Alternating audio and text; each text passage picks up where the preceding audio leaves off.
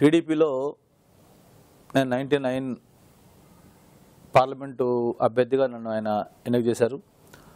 అంతకుముందు మాది political family కాదు, పొలిటికల్ కుటుంబం కాదు, రాజకీయంగా నాకు అనుభవం లేదు.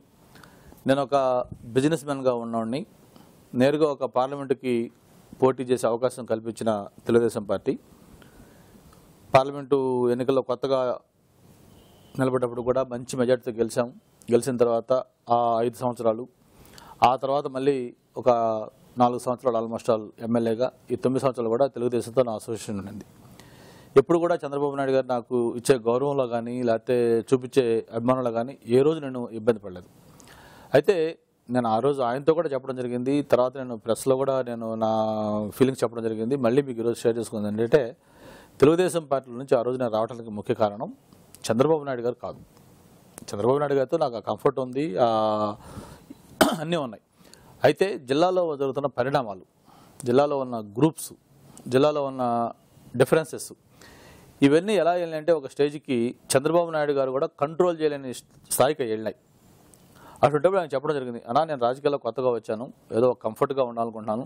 అటువంటిది రాజకీయాలకు వచ్చిన తర్వాత ఇక్కడ జిల్లాలో ఒక అన్ప్లెజెంట్ అట్మాస్ఫియర్ ఉంది, ఒకరినొకరు కనీసం చూసుకునే పరిస్థితి లేదు.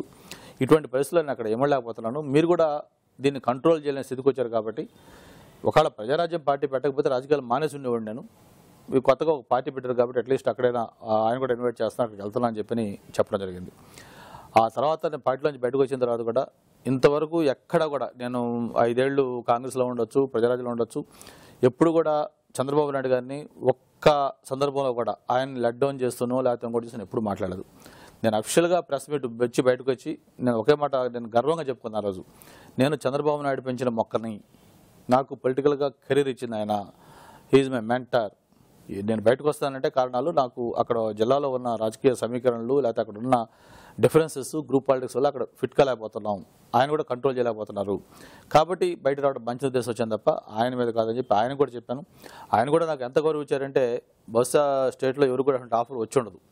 జనరల్గా మనం అడిగితే నాకు ఎమ్మెల్యే సీట్ ఇవ్వమంటాం, లేకపోతే నాకు ఎంపీ సీట్ ఇవ్వమంటాం. అట్లా కాదు ఆయన, నీకు ఎంపీ కావాలా, ఎమ్మెల్యే కావాలా, సిటీలో పనిచేస్తావా లేకపోతే రూరల్లో పోటీ చేస్తావా, నీ ఇష్టం వచ్చిన చోట పోటీ చేయి, ఇన్ని ఓపెన్ ఆఫర్లు ఇచ్చేసి ఎన్నికల్లో నీకు ఏమీ ఇబ్బంది లేకుండా ఉంటుంది, నీకు ఖచ్చితంగా కంఫర్టబుల్ పొజిషన్ ఇస్తానని అన్నీ చెప్పారు.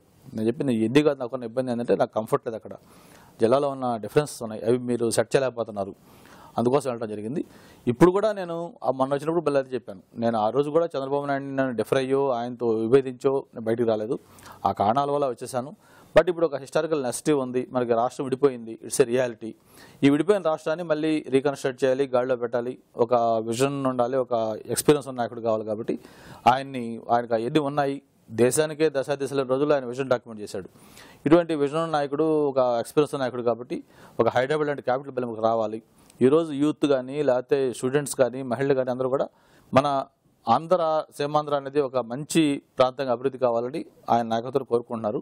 ఈ సమయంలో మలాంటి వాళ్ళు కూడా చేరితే ఖచ్చితంగా ఆయన హ్యాండ్స్కి ఎంతో కొంత స్ట్రెంత్ అవుతున్న ఉద్దేశంతో ఆయన దగ్గరికి మళ్ళీ చేరడం జరిగింది.